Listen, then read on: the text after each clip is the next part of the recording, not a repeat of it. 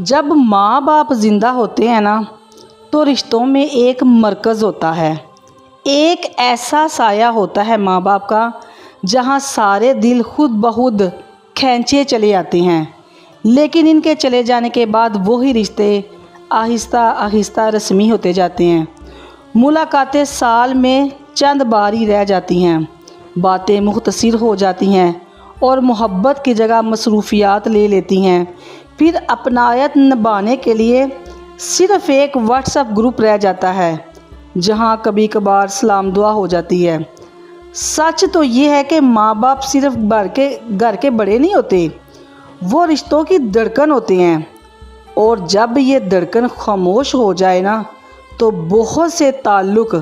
چاہے وہ بھائیوں کے ہوں،